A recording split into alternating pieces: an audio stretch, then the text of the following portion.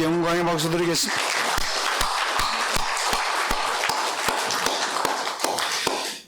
미국 하버드 대학교에 하비 콕스라는 교수님이 계시는데 이분이 이 세속도시라는 책을 썼습니다. 우리나라에도 번역되었고 또 특히 이제 신학생들, 목사님들이 많이 읽었던 책인데 이 책에서 이 하비 콕스가 이런 얘기를 합니다.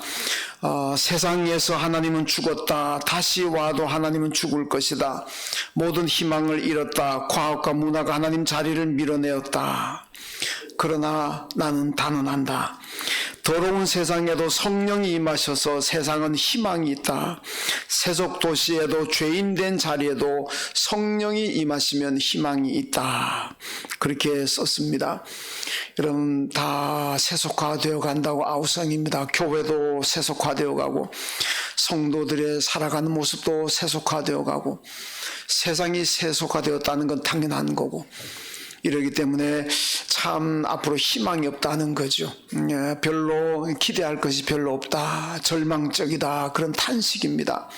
그렇지만은 그럼에도 불구하고 희망이 있다는 것은 성령님이 계시기 때문이다. 그래서 이 세속도시 타락하고 변질되고 썩어져가는 이 세속도시에도 성령님이 임하신다면 거긴 희망이 있다. 오늘 우리가 아무리 힘들고 어려워도 성령이 임하신다면 성령 충만하다면은 그 교회도 그 개인의 앞날도 희망이 있고 소망이 있고 축복이 있을 줄로 믿습니다. 중요한 것은 성령님이죠. 돈이 아닙니다. 어떤 지도자가 나타났느냐가 아닙니다. 어떤 시스템이 잘 됐느냐가 중요한 게 아닙니다. 문제는 성령이 임하시느냐, 성령이 사라져 소멸되냐, 그게 달려 있습니다. 그래서 우리나라에, 우리 교회 안에, 우리 교인들의 심령과 삶 가운데 성령이 충만히 임하셔야 됩니다. 그럴 때 희망이 있고 소망이 있고 그게 축복이 있을 줄로 믿습니다. 오늘 성령 강림절을 맞아서 여러분 가운데 성령이 충만히 임하셔서 언제나 소망이 넘치고 기쁨이 넘치는 복 있는 삶을 사시기를 주님의 이름으로 축원합니다. 자, 성령 강림 주일인데 어떻게 성령 강림 주일이 되었느냐? 사도행전 2장에 보면은 초대교회 성도들과 제자들 한 120명 정도가 마가다락방이라는 곳에 모여가지고 열심히 기도했습니다. 기도했는데 왜 기도를 하게 되느냐? 사도행전 1장에 보면 예수님께서 승천하시면서 거기에 둘러서 있는 많은 제자들 성도들에게 너는 예루살렘을 떠나지 말고 기다려라. 성령 받을 때까지 예루살렘 떠나지 말고 기다려라. 너희가 성령을 받고 나면 성령 받으면 너희가 권능을 받게 될 것이고 너희가 능력 있게 된다. 그러고 난 다음에 예루살렘과 유대와 사마리아와 땅끝까지 가서 내 증인이 되라. 이렇게 말씀하셨습니다. 이 증인이라고 하는 것은 그 헬라어로 말투리아라는 말인데 이 말투리아라는 말은 죽는다는 의미입니다. 순교한다는 의미입니다. 그러니까 예수님께서 너희가 성령을 받고 권능을 받고 그러고 난 다음에 너희가 예루살렘, 유다, 사마리아 땅끝까지 갈 터인데 복음 들고 가서 너희도 죽는다는 얘기입니다. 예수의 증인으로, 초대교회 예수의 증인으로 산다는 것은 그건 죽음일 수도 있습니다. 그러니까 이게 성령 받지 않고는 이걸 못한다는 겁니다. 성령을 받고 나면은 죽음도 겁나지 않고 뭐 어떤 위협도 겁나지 않기 때문에 다 감당할 수가 있는데 성령 받지 않고 나가게 되면 한 방 때린다 그래도 도망가 버리고 감옥에 가둬버린다 그래도 도망가는 거예요. 그래서 성령 받아야만 죽인다 그래도 굴하지 않고 뭐 매를 때린다 그래도 굴하지 않고 복음을 전하고 예수의 증인이 될 수가 있습니다. 그래서 성령 받을 때까지 예루살렘 떠나지 말고 기다려라. 그 제자들이 예수님 말씀대로 예루살렘을 떠나지 않고 마가다락방 기도 시작했는데 열흘째 되는 날 성령이 충만히 임하셨습니다. 그래서 성령 받고 초대교회가 시작이 되었고 놀라운 변화와 능력이 일어났는데 이 날을 기념하는 것이 바로 성령 강림절입니다. 여러분 우리도 그냥 내 의지대로 내 지식 가지고 내 생각대로 만약 우리가 예수를 믿는다면 우리 예수의 증인이 될 수가 없습니다. 절대로 강한 신앙이 될 수가 없습니다. 조금만 바람 불어도 그냥 넘어집니다. 조금만 상처받고 조금만 싫은 소리 들어도 교회를 떠나버립니다. 왜? 능력이 없으니까. 여러분, 성령 받고 능력 받으면 누가 멱살을 잡아도 교회에 올 것이고 예수를 믿을 것이고 교회 오지 말라고 막아도 죽으라고 머리 들밀고 교회 올 겁니다. 예수 믿을 겁니다. 이건 능력이 있으니 그런 게. 여러분, 능력 없으면은 조그마한 바람과 시험과 환난 만나도 넘어집니다. 신앙생활 못하는 거죠. 그래서 중간에 예수를 떠나고 믿음을 버리는 사람들은 능력이 없었어요. 능력이 없었어. 예. 그렇기 때문에 우리는 오늘 성령 강림절을 맞아서 여러분 다 성령 충만히 받으셔서 능력 있는 신앙인 되셔서 뭐 코로나 아니라 그 어떤 것이 오더라도 끝없이 내 믿음을 지켜내고 내 믿음의 자리에서 하나님을 잘 섬기는 여러분 되시기를 주님의 이름으로 축원합니다. 오늘 본문에 보면 이 고린도 교회를 향한 바울의 말씀인데 보면 은혜를 헛되이 받지 말라 이렇게 말씀하고 있습니다. 한번 따라합시다. 은혜를 헛되이 받지 말라. 아멘. 여러분, 우리가 다 구원받은 게 은혜잖아요. 여러분, 하나님의 은혜로 우리가 구원을 받았고 하나님의 은혜로 천국 백성 되었고 하나님의 은혜로 우리가 영생을 가진 겁니다. 내가 어디 시험 쳐가지고 합격해가지고 구원받은 거 아닙니다. 내가 어디 돈 보따리 갖다 주고 돈 내고 은혜를 내가 산 거 아닙니다. 여러분, 은혜, 우리가 구원받은 거, 천국 백성 된 거, 영생 얻은 거는 다 내 공로가 아닙니다. 내가 한 것 아무것도 없습니다. 전부가 다 하나님의 은혜인 줄로 믿습니다. 그래서 은혜 받았다는 걸 아는 사람들 어떻게 해야 되느냐? 은혜를 헛되이 받지 말고 믿음 생활 잘 하라는 말씀입니다. 여러분, 그래서 오늘 2절의 말씀 보면요, 보라 지금은 은혜 받을 만할 때요 지금은 구원의 날이로다 이렇게 말씀합니다. 여러분, 하나님의 은혜로 구원받았는데 만약에 교회를 떠나고 예수를 떠난다면 은혜를 헛되이 받은 겁니다. 은혜를 제대로 받은 사람, 은혜를 아는 사람들은 절대로 믿음의 길 떠나지 않습니다. 하나님을 잘 섬깁니다. 근데 은혜를 헛되이 받은 사람들은 교회를 떠납니다. 예수를 떠납니다. 이건 은혜를 헛되이 받았다는 말씀이죠. 그런데 지금이 어떤 때냐? 돌아올 때인 줄로 믿습니다. 오늘 말씀 그러잖아요. 보라 지금은 은혜 받을 만한 때요. 이 말씀 하잖아요. 지금은 다시 우리가 하나님의 은혜인 줄 알고 다 주님 품으로 돌아와야 되고 성전으로 돌아와야 될 때라는 것을 말씀하고 있습니다. 여러분, 그런데 이게 돌아오는 것도 내 마음대로 되는 게 아닙니다. 성령이 충만해야만 돌아올 수가 있습니다. 성령 받지 못하면은 돌아오고 싶어도 자꾸 걸리는 게 많아요. 사람이 걸리고 상황이 걸리고 일터가 걸리고 자식들이 걸리고 뭐가 걸리고 건강이 걸리고. 여러분, 성령 받지 못하면 걸리는 게 많아요. 거기 다 걸려 넘어져요. 못 옵니다. 그런데 성령 충만히 받으면은 어떤 것도 이기고 다 주님께로 올 줄로 믿습니다. 오늘 성령 충만히 받으셔가지고 은혜 헛되이 하지 말고 언제나 믿음의 자리에서 주님을 잘 섬기시길 주님의 이름으로 축원합니다. 은혜에 헛되이 받지 않는 신앙이 어떤 신앙이겠습니까? 먼저 은혜를 헛되이 받지 않으려면요 예배를 잘 드려야 됩니다. 여러분, 예배를 잘 드리는 것이 은혜를 헛되이 받지 않은 사람입니다. 여러분, 예배가 무너진다는 것은 은혜를 헛되이 받은 겁니다. 은혜를 헛되이 받았기 때문에 예배를 못 드리는 거지, 은혜를 제대로 받으면은 예배를 잘 드립니다. 시편 50편 5절 말씀 보면요, 이스라엘과 하나님은 제사로 맺어졌다 이렇게 말씀합니다. 여러분, 이스라엘과 하나님은 계약 관계입니다. 그 계약을 맺으시면서 이제부터 나는 너의 하나님이 될 것이고 너희들은 내 백성이 될 것이다. 이게 하나님의 계약의 핵심 내용입니다.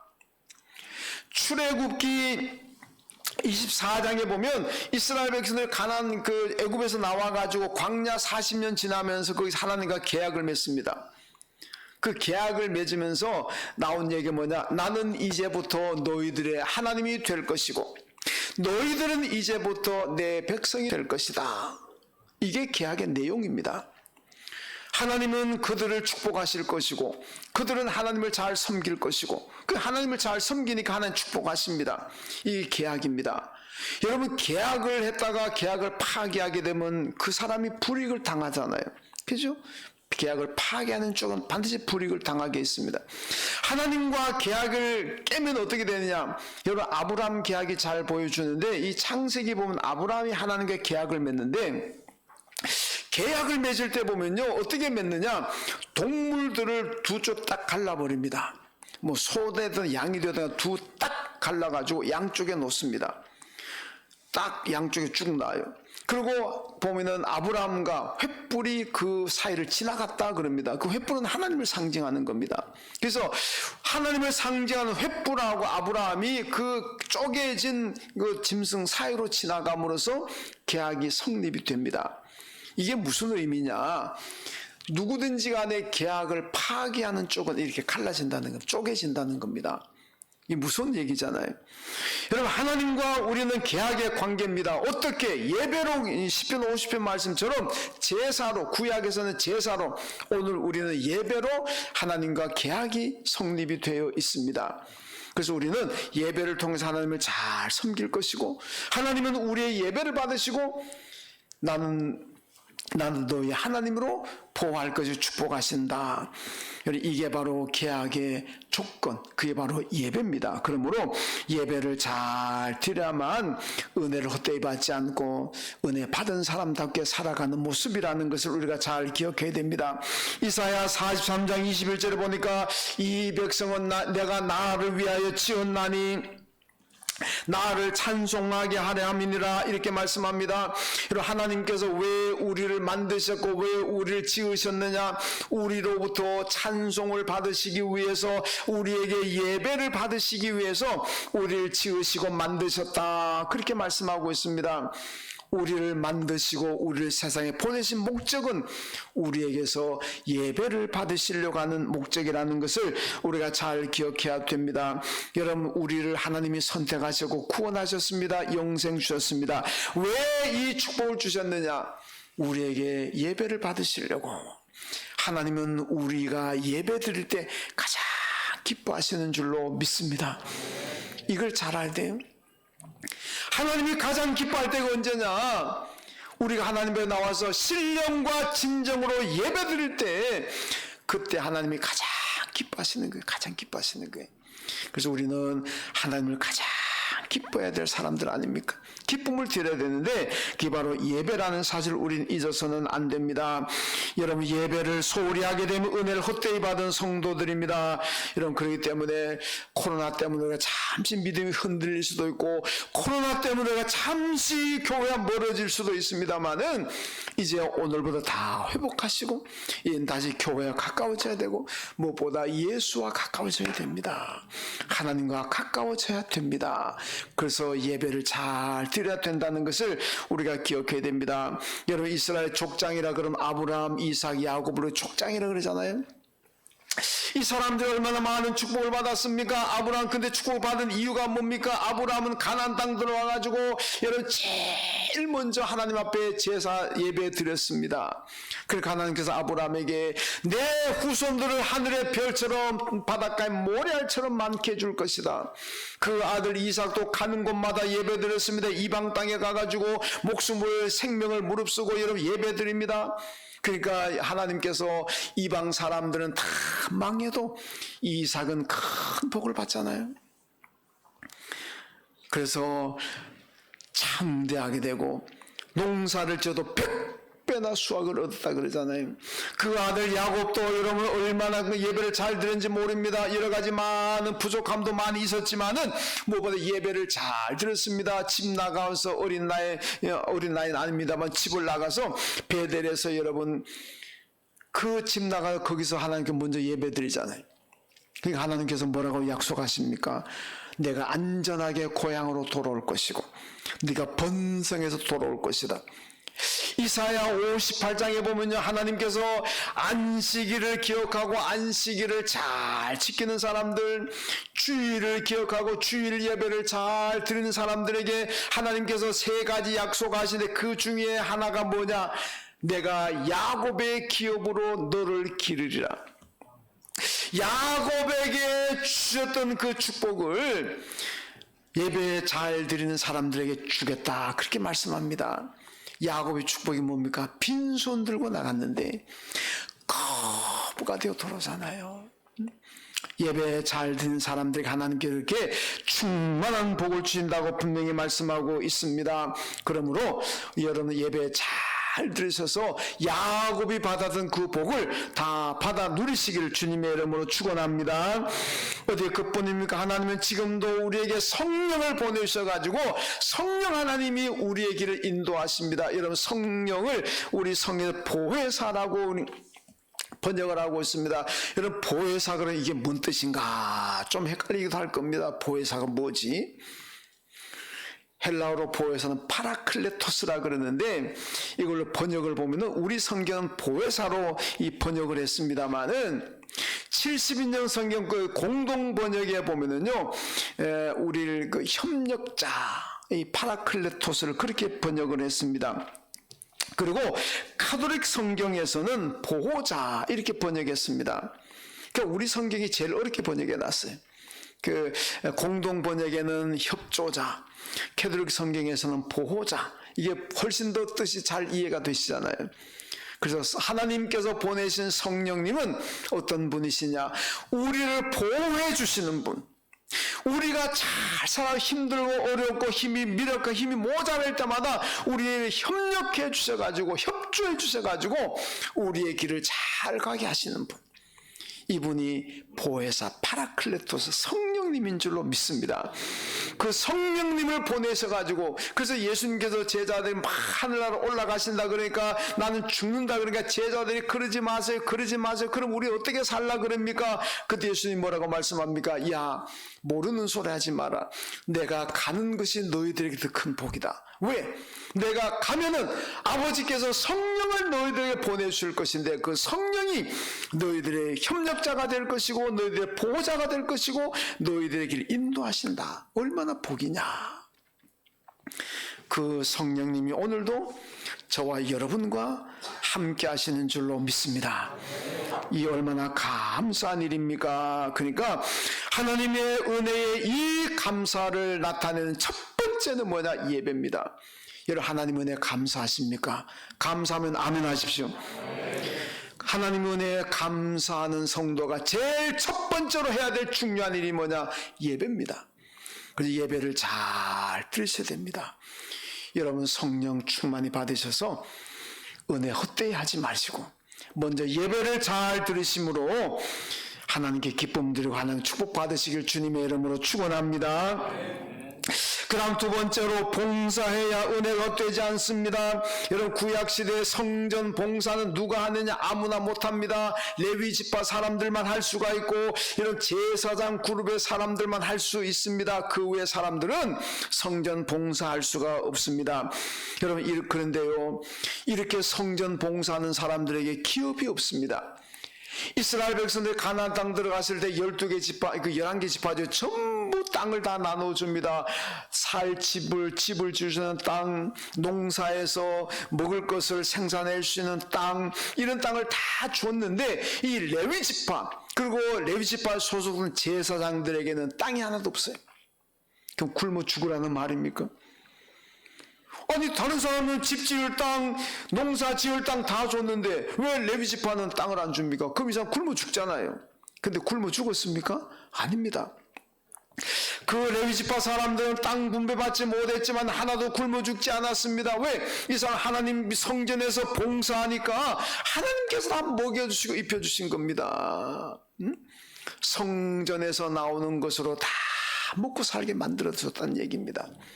그래서 여러분 하나님의 성전을 섬기고 하나님 위해서 봉사하면은 하나님께서 먹을 것 주시고 입을 것 주시고 필요한 것마다 채워주실 줄로 믿습니다. 왜? 봉사하면 하나님 축복하시니까. 여러분, 교회는 봉사자들 통해서 든든히 세워집니다. 에베소서 4장 11절을 보니까 이는 성도를 온전하게 하여 봉사의 일을 하게 하며 그리스도의 몸을 세우려 하십니다. 여러분, 교회의 봉사자를 세우는 목적입니다. 왜? 은혜 받은 성도들은 여러분은 봉사로 보답을 해야 됩니다. 그래서 하나님의 교회를 든든히 세워야 돼. 여러분, 나는 뭐 은혜 못 받았으니까 안 해도 되겠다. 천만에 여러분 은혜 받지 못하면 여기 못 나옵니다. 여기 앉아서 예배 드린다는 그 자체가 이미 하나님 은혜 받은 줄로 믿습니다. 나는 은혜 못 받아서 태도 자기가 몰라서 그렇지. 본문이 내가 영적으로 어리석어서 그렇지. 은혜 다 받았습니다. 은혜 헛되이 하지 마십시오. 은혜 헛되이 하지 않는 길은 첫째는 예배, 그 다음에 주님의 교회에서 봉사해야 됩니다. 여러분, 고린도 교회를 향해서 오늘 말씀하잖아요. 지금은 은혜 받을 때다. 고린도 교회가 세상 노름에 빠져가지고 세상 쾌락에 빠져가지고 봉사를 하지 않습니다. 다 타락했습니다. 그러니까요, 고린도의 철학자가, 유명한 철학자가 있는데 디오게네스라는 사람이 있습니다. 이 디오게네스가 대낮에도 등불 들고 돌아다닙니다. 그러니까 사람들이 이 노인네가 미쳤구나, 이 노인네 정신 나갔구나, 왜 저러지, 아이고 불쌍하다. 어느 사람이 물었습니다. 아니 선생님, 왜 대낮에 등불 들고 다닙니까? 그러니까 디오게네스가요, 이 고린도에 사람이 있는가 찾는 중입니다. 고린도에 사람이 얼마나 많은데, 그리스에서 여러분 아테네가 제일 크고 그 다음에 고린도 아닙니까? 얼마나 많은 사람이 있는지 모릅니다. 그런데 사람을 찾는다 그러는 게 무슨 얘기냐? 디오게네스가 얘기하는 그겁니다. 사람이라고 다 사람이냐? 사람다워야 사람이지. 이 얘기 아닙니까? 이 얘기를 많이 쓰잖아요. 사람이라고 다 사람이냐? 사람다워야 사람이지. 사람다운 사람이 없다는 겁니다. 왜? 다 타락하고 변질돼가지고. 이런 세속적인 문화가 고린도 교회 안에도 들어와 있습니다. 그러다 보니까 성도들이 자꾸 교회를 떠나고 예배의 자리를 이탈하고 또 봉사의 자리를 이탈하고, 그러니까 교회에 봉사할 사람이 없는 거예요. 텅텅 비는 거라는 겁니다. 그래서 지금은 은혜 받을 만한 때다. 지금은 은혜 받을 때고 은혜를 헛되이 하지 말아야 된다. 다 돌아오라. 이것이 오늘 성경의 말씀입니다. 여러분, 우리 교회도 바로 지금이 그때인 줄로 믿습니다. 어떤 때 다 돌아와야 될 때, 와서 예배하고 와서 봉사해야 될 때인 줄로 믿습니다. 이것이 은혜를 헛되이 받지 않는 거예요. 은혜를 헛되이 받는 사람들은 은혜 받았으면서도 하나님의 백성이 되었으면서도 자꾸 교회와 멀어지고 예수와 멀어지고 믿음의 자리 이탈하고 봉사의 자리 이탈하고 떠나는 겁니다. 이제 바로 지금이 회복해야 될 때고, 지금이 돌아와야 될 때고, 지금이 은혜 받은 대로 주님과 교회를 위해서 봉사해야 될 줄로 믿습니다. 여러분, 사탄은 자꾸 내가 그런 마음을 가지면 사탄이 자꾸 나한테도 속삭입니다. 야, 너 지금 얼마나 바쁜데, 그렇게 바쁜데 교회 나가도 봉사도 어떻게 하려고 그래? 일 다 정리되고 나머내라. 야, 너 지금 몸이 아프지 않냐? 아픈데 교회 갔다가 봉사하다가 더 아프면 어떻게 하려고 그래? 몸 건강하면 그때 가서 봉사해라. 여러분, 얼마나 합리적인 생각이, 얼마나 합리적인 얘기입니까?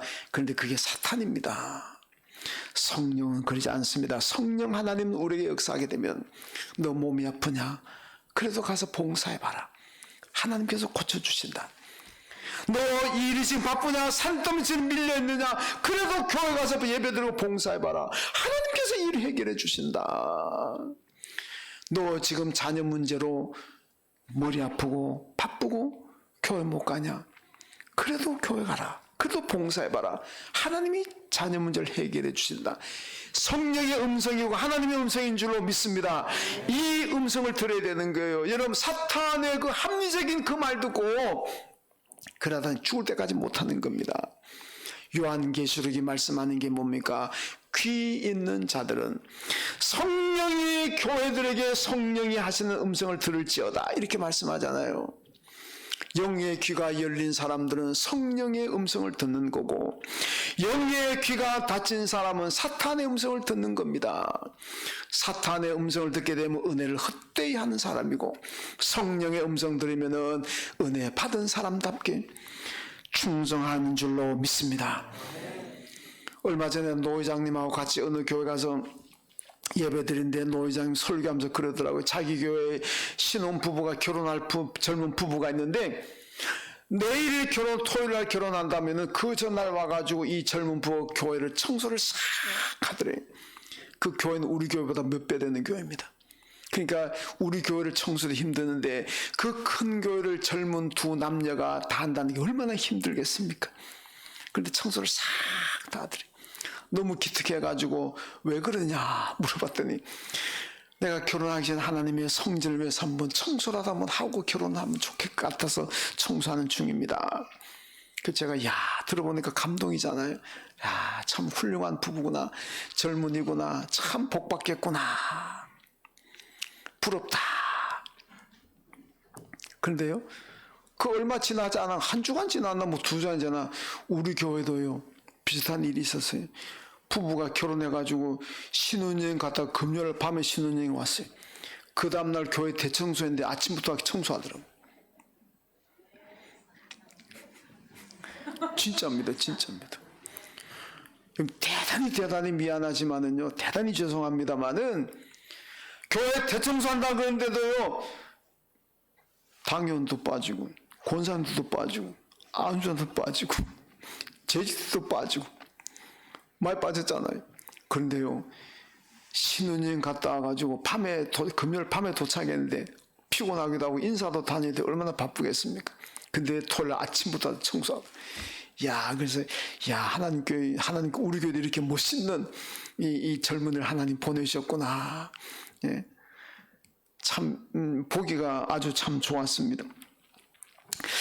여러분 봉사하면은 믿음이 성장하고, 여러분 죄송합니다. 아까 제가 당연 권사님들 얘기했는데 뭐 사정에서 못 날 수 있습니다. 근데 그냥 제가 그냥 일반적으로 얘기한 거니까 또 마음에 또 이렇게 하진 마시고.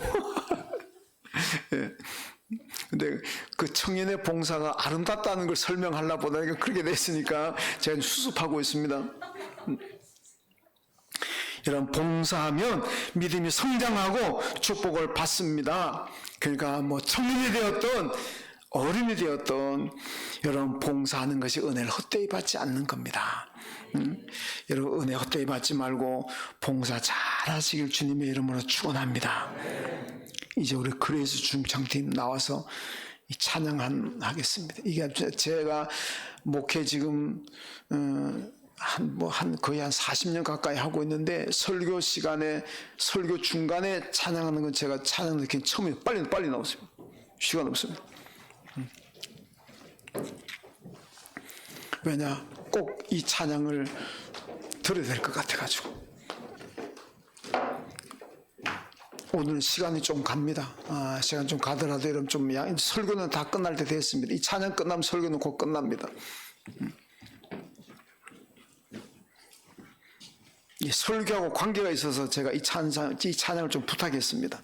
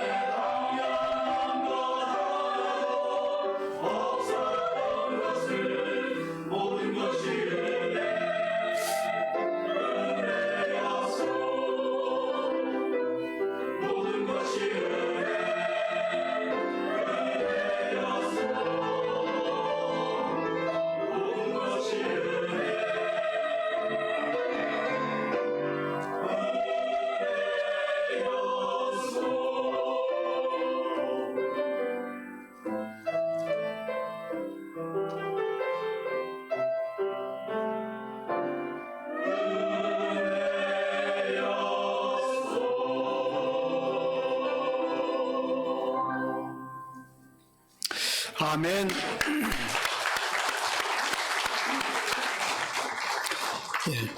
오늘 찬양하고 예배하는 사람 복음을 전할 수 있는 축복이 당연한 것이 아니라 은혜요소.